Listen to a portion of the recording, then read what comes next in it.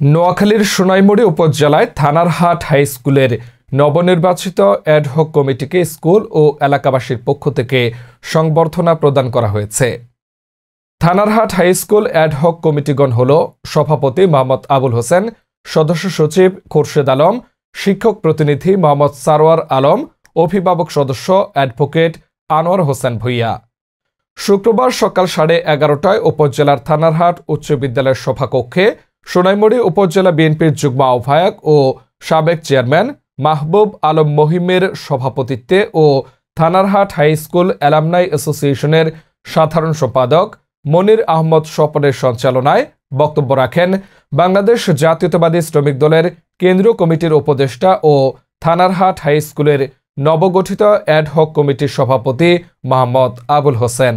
আরও বক্তব্য রাখেন সদস্য সচিব ও থানারহাট স্কুলের প্রধান শিক্ষক Khorshed Alam, Thanarhat high school alumni অ্যাসোসিয়েশনের সভাপতি ডাক্তার লোকমান হোসেন স্বপন, সহসভাপতি হুমায়ুন কবির, সালেহ আহমদ, সাবেক সাধারণ সম্পাদক জসিম উদ্দিন সাগর, এলাকাবাসীর পক্ষ থেকে মোহাম্মদ আল মামুন, হুমায়ুন কবির দুলাল, শিক্ষক প্রতিনিধি মোহাম্মদ সারোয়ার আলম, আইন বিষয়ক সম্পাদক ও অভিভাবক সদস্য অ্যাডভোকেট আনোয়ার হোসেন ভূঁইয়া, স্কুলের ধর্মীয় শিক্ষক বেল্লাল হোসেন। বক্তারা বলেন, স্কুলের শিক্ষার মান উন্নয়নে শিক্ষক অভিভাবকদের সহযোগিতা, স্কুলের শিক্ষার মান উন্নয়নে কাজ করার এবং স্কুলের যে কোনো সমস্যা কমিটিকে জানানোর জন্য অনুরোধ করা হয়।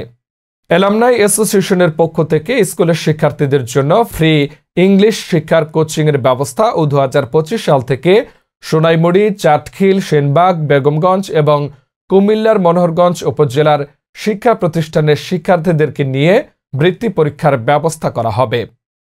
আপনাদেরকে আন্তরিকভাবে অভিনন্দন, ধন্যবাদ জানাচ্ছি এবং এই স্কুলের সার্বিক সহযোগিতা করার জন্য। আপনাদের সহযোগিতা নিয়ে আগামী দিনে স্কুলের রেজাল্ট থেকে শুরু করে সর্বকিছু যাতে সঠিকভাবে অন্তত এই 6 মাসের মধ্যে একটা কিছু পরিবর্তন করতে পারি, সেদিকে লক্ষ্য রেখে আমি আমার প্রচেষ্টা চালাবো। Desk report, news plus television, Noakhali.